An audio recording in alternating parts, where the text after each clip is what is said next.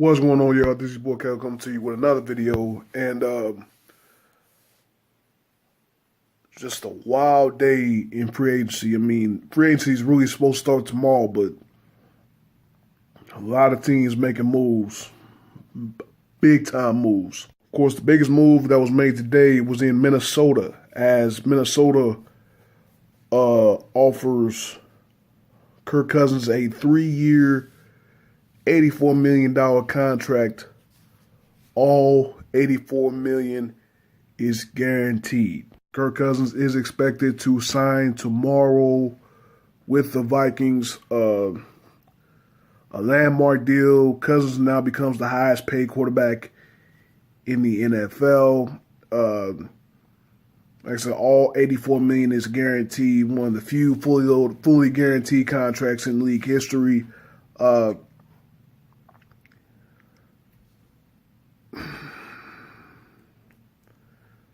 I mean, is Kirk Cousins really worth 3 years, $84 million, and all of it guaranteed? I don't know, but I don't think so either. Now, granted that he has thrown for 4,000 yards in 3 straight seasons, I still don't see too much in Kirk Cousins.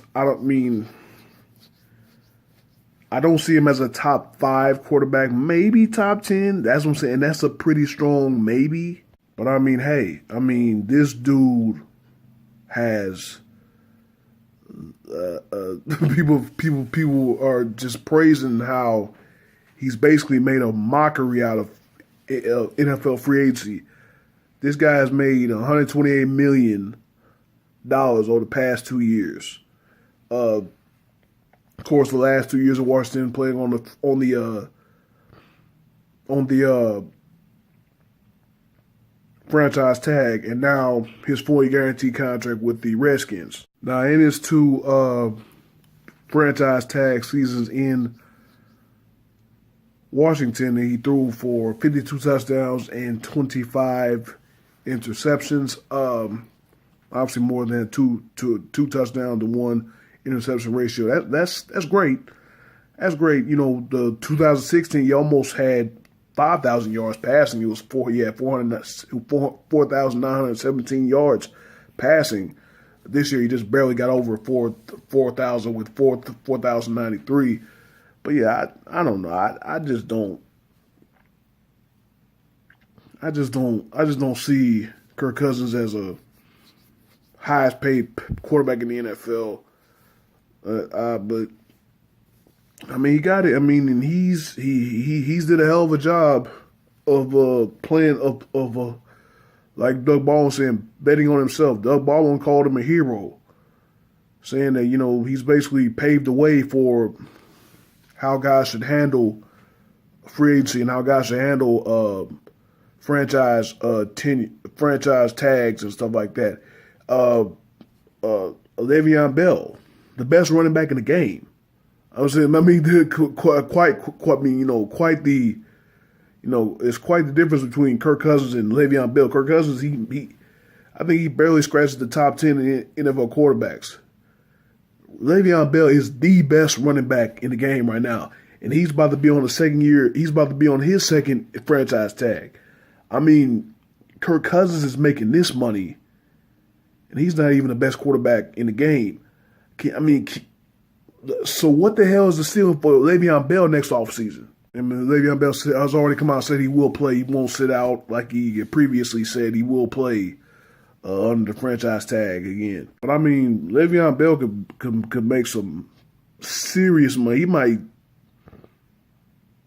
I'm saying Kirk Cousins gets $84 million guaranteed.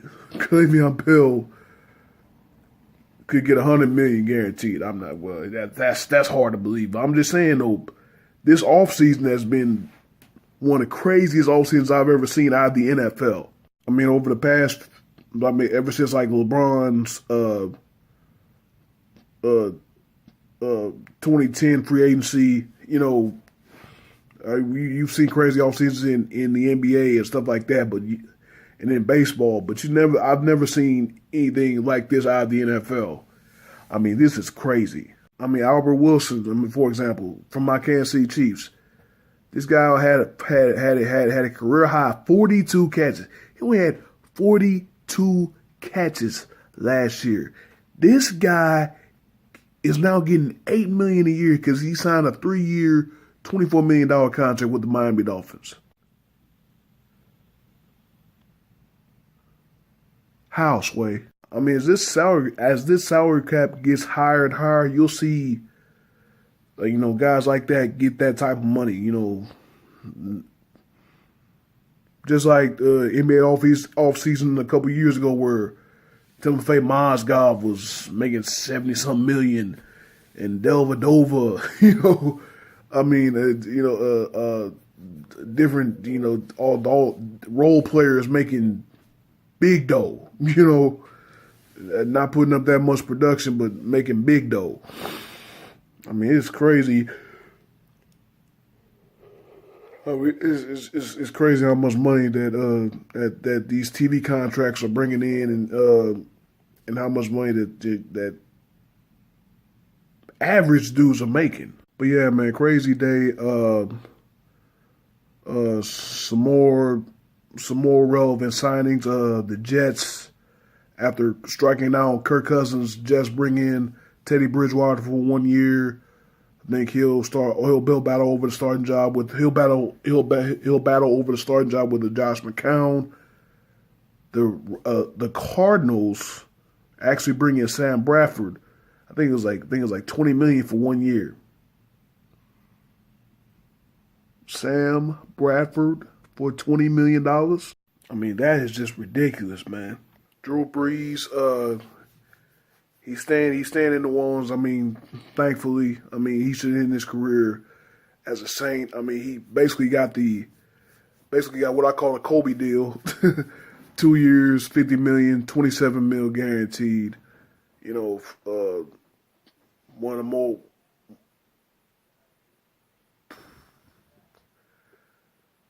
I would call him the Dan Marino of my generation. I mean, ever since that horrific shoulder injury that he suffered when he was still with San Diego, and then coming to New Orleans taking a chance, Sean Payton taking a chance on him, and then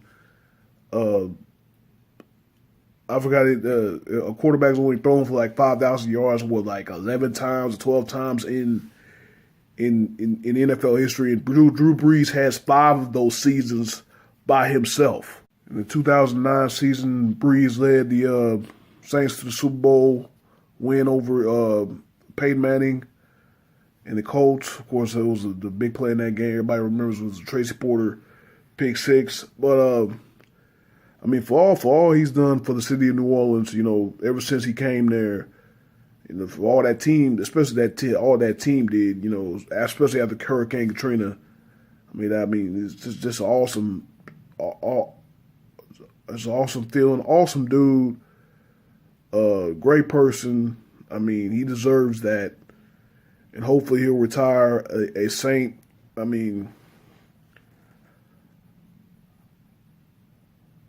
I just feel there's just no better ending to that story. Then in a crazy move, I just don't see how Carolina Panthers let go of Jonathan Stewart, their all-time leading rusher. I don't get that, but he signs with the Giants. That finally gives the Giants an actual steady running back in the backfield. A good numbers running back in the backfield. Shane Vereen, he put up great numbers, but not up to the caliber of like a Brandon Jacobs or something like that. Like a 1,000-yard rusher. Vereen, I see Vereen's more of a receiving back out of the backfield. Of course, with Eli Manning, when they